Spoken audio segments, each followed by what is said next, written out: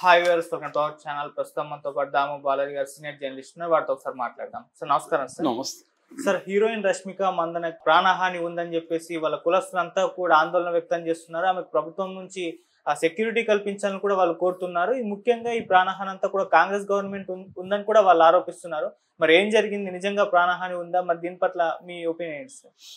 రష్మికకి ప్రాణహాని ఉందని రష్మికకు సంబంధించిన కులస్తులు నిన్న ఆందోళన చేశారు. సో ఎందుకు ఈ ఇష్యూ వచ్చిందంటే, మొన్న మార్చి 3వ తేదీ బెంగళూరు ఇంటర్నేషనల్ ఫిల్మ్ ఫెస్టివల్కి ఈమెను పిలిచారు. ఈమె వెళ్ళలేదు. ఈమె నేను బిజీగా ఉన్నానని చెప్పి వెళ్ళలేదు. అయితే ఈమె హైదరాబాద్లో కనపడిందని చెప్తున్నారు. సో బిజీగా లేదు, ఏమీ లేదు, కావాలని ఈమెకి కర్ణాటక కల్చర్ మీద, కర్ణాటక మీద ఇంట్రెస్ట్ లేదు అన్న విమర్శలు వచ్చాయి. దాంతో అక్కడ కాంగ్రెస్ ఎమ్మెల్యే రవికుమార్ గౌడ గనిగ అనే ఒక ఎమ్మెల్యే ఈమెకి నేను లెసన్ నేర్పించాలి, వీళ్ళకి గుణపాఠం నేర్పించాలి అన్నట్టుగా చాలా తీవ్రంగా కామెంట్లు చేశారు. అట్లాగే శివకుమార్ కూడా కామెంట్లు చేశారని చెప్తున్నారు. సో ఇది ఎప్పుడైతే ఈమెకి గుణపాఠాలు నేర్పించాలని వచ్చిందో, దాంతో కన్నడ రక్షణ వేదిక, కరవే అంటారు దాన్ని, అంటే కర్ణాటకలో కన్నడ భాషను, కన్నడ సంస్కృతిని రక్షించాలి, ఇవి థ్రెట్కు గురవుతున్నాయని కొన్ని సంఘాలు పనిచేస్తున్నాయి. అందులో ప్రధానమైన వాటిల్లో కరవే ఒకటి, కన్నడ రక్షణ వేదిక ఒకటి. వాళ్ళు కూడా ఈమెను గట్టిగానే విమర్శించారు.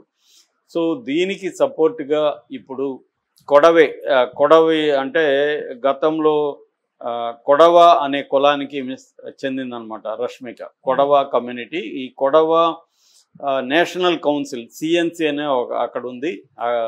మామూలుగా బెంగళూరులో నేను 6 ఏళ్ళు ఉన్నా, ఓవరాల్గా 3 ఏళ్ళు.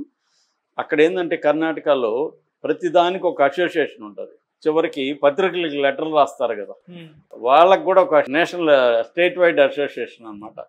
అట్లాగే సింగిల్ మదర్కి ఒక అసోసియేషన్, సింగిల్ ఫాదర్కి అసోసియేషన్, ఇలాగ ప్రతి దానికి అసోసియేషన్ ఉంటాయి. మేము ఇప్పుడు సరదాగా అనుకునేవాళ్ళం మనం ఒక అసోసియేషన్ పెడదామా అని. అట్లా ఉంటాయన్నమాట. అట్లా ఈ కుల సంఘాలు కూడా అక్కడ చాలా స్ట్రాంగ్గా ఉంటాయి. అట్లా కొడవ అనే కమ్యూనిటీ ఈమెకి ఇప్పుడు రక్షణగా నిలిచింది.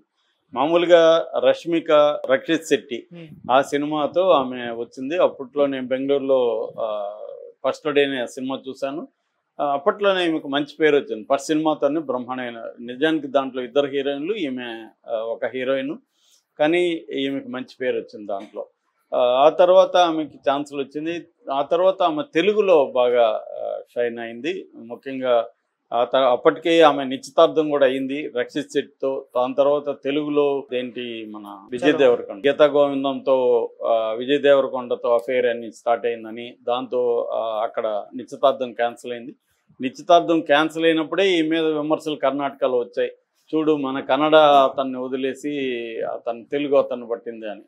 సో ఇలాగే వాళ్ళకి ఏంటంటే ఒకసారి ఒక డిఫెన్సివ్ వ్యవహారంలో ఉంటుంది కన్నడ భాష సంబంధించి. తమిళ భాష, కన్నడ భాష, తెలుగుకి గొడవ తక్కువ. తెలుగు భాషను పరిరక్షించాలని ఈ మధ్య మాట్లాడుతున్నారు, కానీ అంత గట్టిగా ఏమి ఉండదు ఇక్కడ. ఎందుకంటే ఆ మాట్లాడే వాళ్ళు కూడా వాళ్ళ పిల్లల్ని ఎవరిని తెలుగు మీడియంలో చదివించరు. అందువల్ల అది గట్టిగా అడుగుతారు అందరూ, నీ పిల్లలు ఎక్కడ చదువుతున్నారని అడుగుతారు. నిజానికి బెంగళూరు కూడా అదే పరిస్థితి. బెంగళూరులో నాన్ కన్నడ పాపులేషన్ ఎక్కువ ఉంటుంది, నాన్ కన్నడ లాంగ్వేజెస్ మాట్లాడే వాళ్ళు ఎక్కువ ఉంటారు. రెండోది వాళ్ళు కన్నడ వాళ్ళు పాపం చాలా లిబరల్గా ఉంటారు. వాళ్ళు మనం తెలుగు కష్టపడి కన్నడ మాట్లాడితే కూడా మనకు తెలుగు అని అర్థమైపోతే వాళ్ళే తెలుగులో మాట్లాడతారు. సో ఇంకా హిందీ వీళ్ళంతా అదే ఉంటుంది. కాకపోతే వాళ్ళు అప్పుడప్పుడు నొచ్చుకుని కొంత ఉద్యమాలు చేస్తుంటారు, బోర్డులన్నీ కన్నడలో ఉండాలి ఇట్లాంటివి. మనకి ఎక్కడ వీధిలో కూడా కన్నడ యువకుల సంఘ అని కనిపిస్తూ ఉంటాయి. ఇక్కడ తెలుగు యువకుల సంఘం అనే బోర్డు ఎక్కడ కనబడదు. అక్కడ కల్చర్ ఎక్కువ ఉంటుంది. సో అందువల్ల అక్కడ లింగ్విస్టిక్ పాలిటిక్స్ అంటారు, లింగ్విస్టిక్ నేషనలిజం అంటారు. అటువంటి ఒక లింగ్విస్టిక్ నేషనలిజం అనేది కర్ణాటకలో కొంత బలంగా ఉంటుంది. సో నేపథ్యంలో మనం అర్థం చేసుకుంటే ఈ అమ్మాయి విషయంలో, ఈ అమ్మాయి ఏంటంటే కొంత మనకి సమంత తర్వాత కొంత వివాదాస్పదమైన కామెంట్లు చేయడం కొంత రష్మికలో మనకు కనబడుతుంది. అంటే బోల్డ్గా మాట్లాడడం, బోల్డ్గా యాక్ట్ చేయడం, దాని గురించి ఓపెన్గానే మాట్లాడడం, ఇవన్నీ పోస్టులు పెట్టడం, సోషల్ మీడియాలో యాక్టివ్గా ఉండడం, ఇవన్నీ రష్మికలో మనకు కనబడతాయి.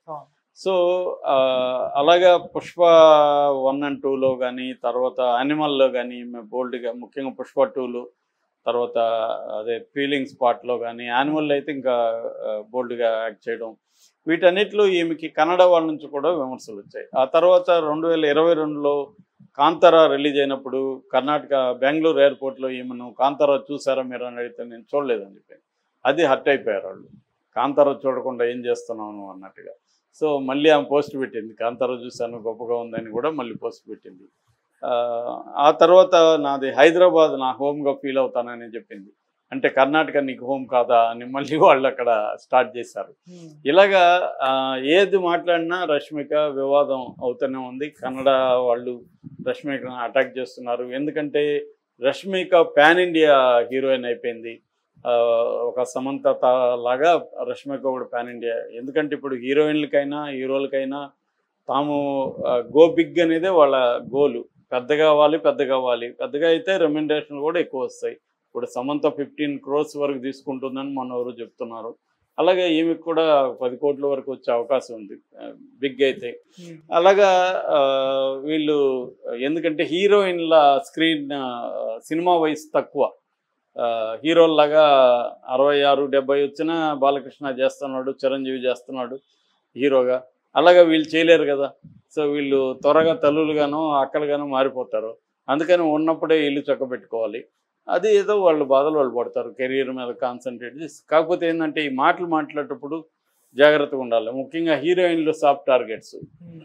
సో ఈమెకి ఒక్కోసారి అది ప్రాబ్లం అవుతుంది. ఇప్పుడు నిజానికి ఆమె బిజీగా ఉండొచ్చు, లేదా ఆమెకి ఇంట్రెస్ట్ లేకపోవచ్చు, కానీ వెళ్ళలేదు. వెళ్ళకపోయేసరికి కాంగ్రెస్ ప్రెస్టేజియస్గా తీసుకుని దాన్ని కాంగ్రెస్ వాళ్ళు హర్ట్ అయ్యారు. ఫస్ట్ కాంగ్రెస్ వాళ్ళు హర్ట్ అయ్యారు. దాని తర్వాత కన్నడ సాంస్కృతిక సంఘాలు, కన్నడ రాజకీయ సంఘాలు వీళ్ళందరూ హర్ట్ అయ్యారు. ఇప్పుడు బీజేపీ రంగంలో దిగింది. బీజేపీ నేషనల్ కేంద్ర మంత్రి రాజీవ్ చంద్రశేఖర్ కూడా ఆమెను సపోర్ట్ చేస్తూ, చూసారా కాంగ్రెస్ గోండా కల్చర్ ఎంత ఘోరంగా ఉందో అని.